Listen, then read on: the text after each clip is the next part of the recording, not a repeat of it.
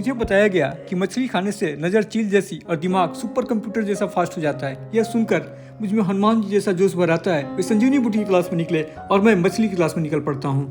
मुझे किसी ने कान में आकर कहा कि विश्व प्रसिद्ध मछलियाँ गुठनी में मिलती है, लेकिन ये क्या, यहाँ पे तो पुलिस डिप्टी खड़ी है क्योंकि वो मछली की सुरक्षा कर रहे हैं। तो चलिए देखते हैं। यह देखिए, पानी की टंकी को काट कर नैनीताल बना दिया गया है। बिहार का दूसरा नाम जुगाड़ भी तो है। चैनल को सब्सक्राइब नहीं किया है तो सब्सक्राइब कर लो ना प्लीज। टंकी में मछलियाँ शाही स्नान कर रही हैं और एक तरफ छोटे से समुंदर में तैर रही मछलियाँ हैं तो दूसरी तरफ ये मछलियाँ सन बात कर रही हैं। शायद कह रही हैं कि मुझे अपने घर ले चलो भाई।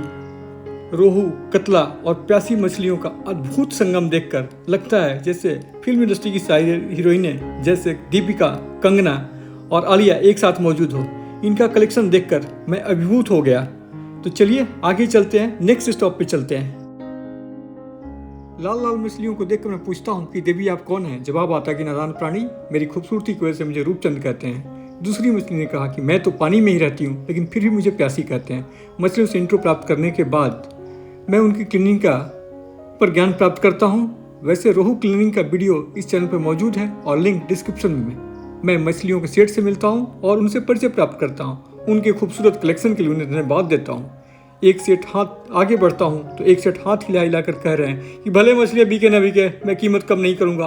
और उनकी फिक्स प्राइस पॉलिसी को प्रणाम कर मैं आगे बढ़ जाता हूँ। और फिर देखता हूँ क्या कि एक भैया मछलियाँ क्लीन कर रहे हैं और पानी की टंकी के समुद्र में मछलियाँ मिस बिकनी बनी मिस इंडिया खेल रही हैं। कहते हैं भैया ले लो, मैं सही रेट लगा देता हूँ। मैं उनका धन्यवाद करता हूँ और मुझे फिश बिजनेस की बारीकियाँ बताते हैं। मैं उनको बताता हूँ कि आपका ये ज्ञान बेकार नहीं जाएगा और इसे IIM अहमदाबाद के सिलेबस में शामिल कर लिया जाएगा। ये वहाँ के विद्यार्थियों को पढ़ाया जाएगा।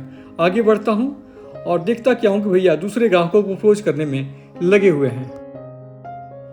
अगली शॉप के विक्रेता बताते हैं कि मैं ज़्यादा मछलियाँ नहीं बेचता और रोज कमाओ रोज खाओ में विश्वास करता हूँ। मैं उनके लिव इन द मोमेंट दर्शन पर उनको प्रणाम करके अगले शॉप की तरफ बढ़ जाता हूँ।